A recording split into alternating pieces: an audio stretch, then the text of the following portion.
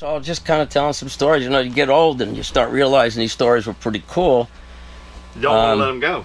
And so you want to share them. But here's one. It was really cool. I was in a band, an all-original progressive rock called prog rock back in the day, called Gold. It was in South Florida. We were South Florida. And we had played, all of our music was totally original. It was way ahead of time, but it was very cool.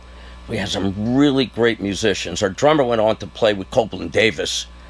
He left us to go play drums for Copeland Davis. Davis, one of the great pianists, you know, of our era.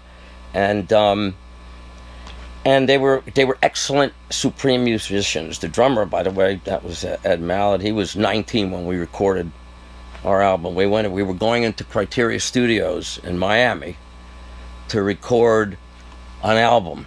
We had just enough money to pay for one day in a recording in Ctiteria Studio. So we booked a day. Yeah. So we had one day to record an album.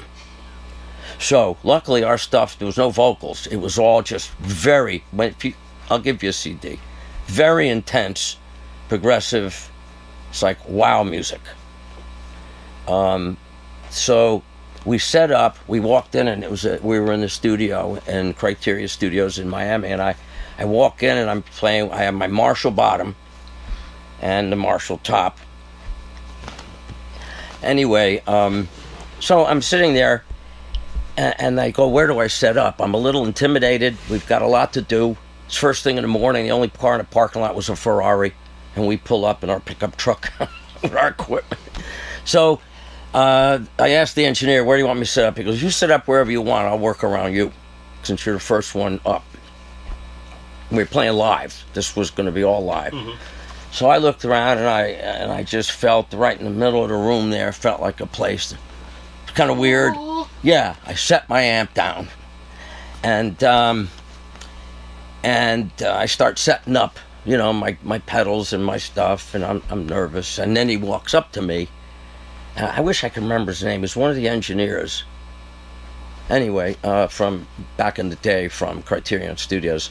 Anyway, he walks up to me and he goes, I got to ask you, why did you put your amp right there like that in the middle of the floor? I said, oh man, I'm so sorry. I misunderstood. I thought you just said. He goes, no, why did you do it? I said, I don't know, just felt right. He goes, I've been here for a long time. The only other person that ever set his amp right there and played was Duane Allman when he recorded Layla's leads with Eric Clapton right here in this studio. He set his amp right there too. And no one's ever come in and set their amp right like that in the middle of the room. And that day we recorded our album, first take, flawlessly live. First side of the album, stop the tapes. Break, come back, start the tapes, roll, second side of the album, done. Unheard of. And we walked out, and I'll give you a copy of it. Unheard of. Yes. But anyway, that was right there. He had recorded Layla there. I think it was like 6 years earlier or something like that, from that very spot, Duane did. So that was kind of a cool story. It went with the day. Y'all felt some kind of... Oh, I did. You was drawn there. Yeah, and I can't take any credit or nothing about it. It's just... That, it felt right. Yeah, it was. I mean, I needed to be right there. Amazing story. Check it out.